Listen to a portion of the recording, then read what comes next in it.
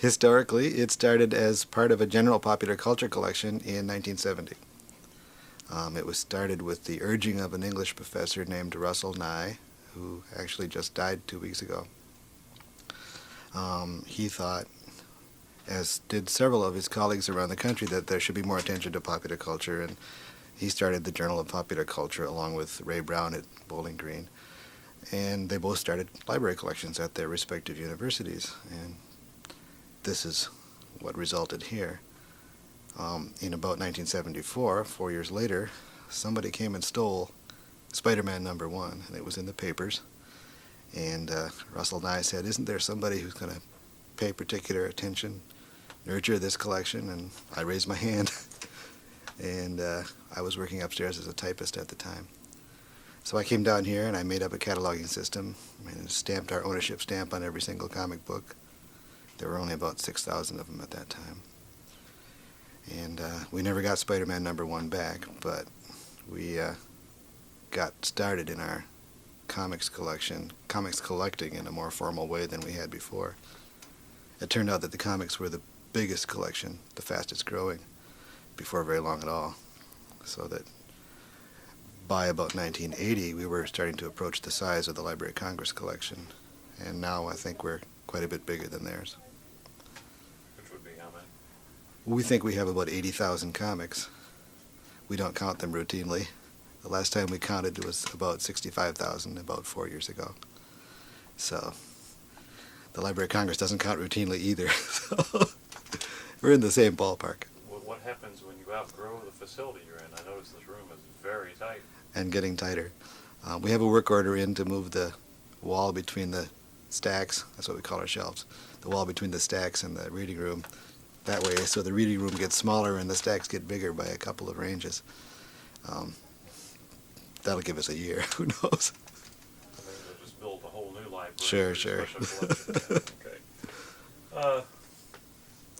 Was there any specific reason why the circulation was compiled, other than the fact that someone thought popular culture and also comic books should be recognized? Was there any other impetus behind it?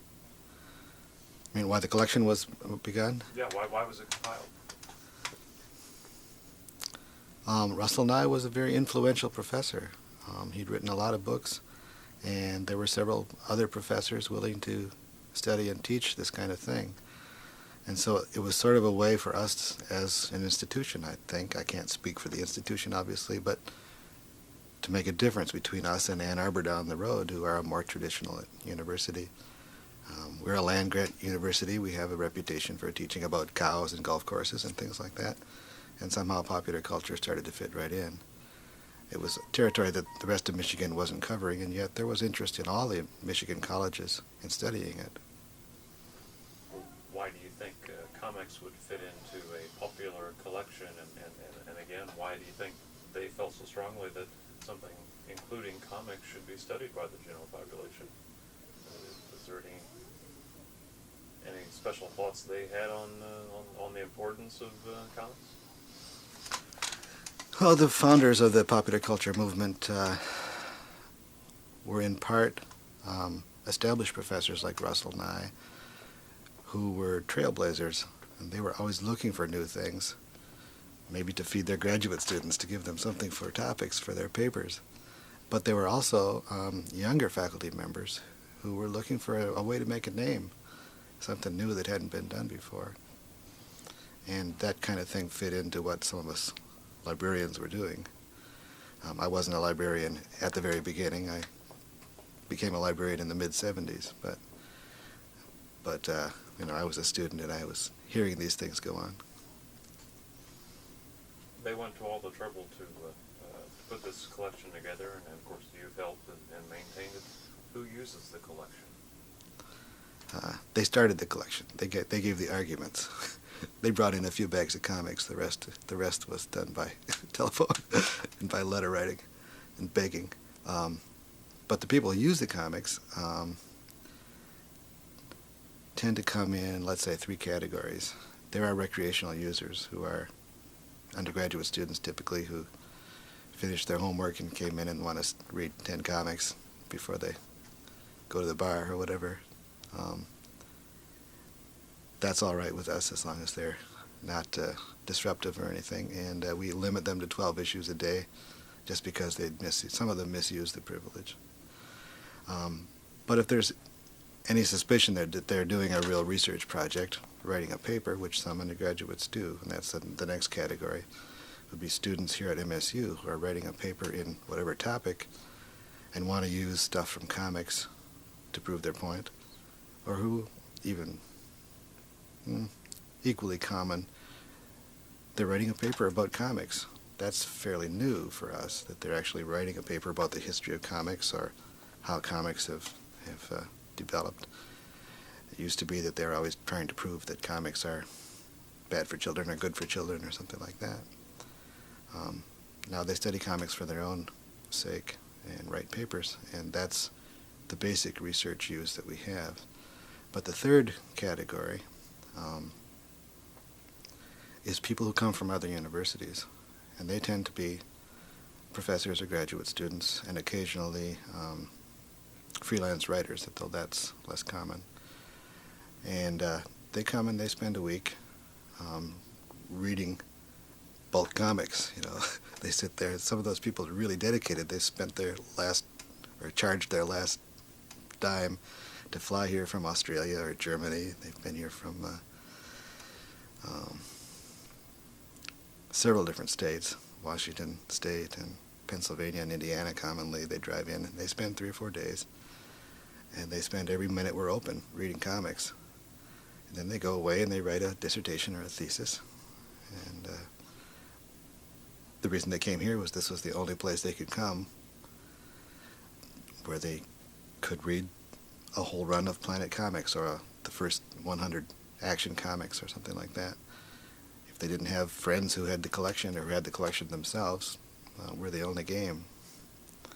You must have a tremendous range of types and subject matters for people to come all the way from Australia. What is the scope of the collection?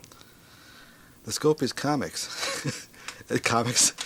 We generally talk about the collection as divided into 3 parts. There's comic books, which generally started in about 1935, and that's the year that people most often give. And then blossomed with Superman and the Superhero in 1938. And we try to collect everything that documents that, everything published. We don't go for private papers of creators and things like that. Ohio State gets into that more. So comic books are one of our main thrusts.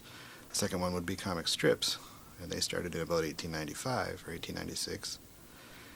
Basically a 20th century newspaper phenomenon. And we collect all books that have been published that collect comic strips, and we collect scrapbooks that people have made up of comic strips. And we figure we have close to 500,000 different comic strips available to the reader, which is, who knows for sure, but maybe 10% of what was actually published. So it's hard. Ohio State has a similarly sized collection. The third aspect of the collection is things about comics. Now we try to collect all fanzines and all price guides and all bibliographies and all histories and everything that's about comics. And that's an enormous collection too. Chances are that if someone is interested in just the comic book collection, you have enough publishers and superheroes or comic book characters. Your depth of comic books themselves is apparently deep enough that they could probably find, or at least have a good chance of finding virtually whatever it is they're looking for. That's right. And since most of it is now on the computer, a lot of people dial in, look at our holdings, and decide if they should come. That's really been handy over the last 4 or 5 years now that people are getting computer literate. We just published a book-size catalog, a big book of our collection that lists everything we had up through 1990 that other libraries will have, and people will be able to make decisions about traveling here based on that. And there's a couple of other books we've published about our collection too. I thought I might tell you about them. This is a a bibliography of things about comics. It's called Comic Books and Strips, Information Source Book. And it takes, it lists everything we had up through 1988 in our collection that was about comics and annotates each book. And these are separately published things, not articles in magazines, but actual books or pamphlets about comics. And this one is called Comics Librarianship, and it basically documents how we built the collection and gives the some of the nuts and bolts of how we organize our collection, what we do for preservation, what we do about acidic paper, things like that.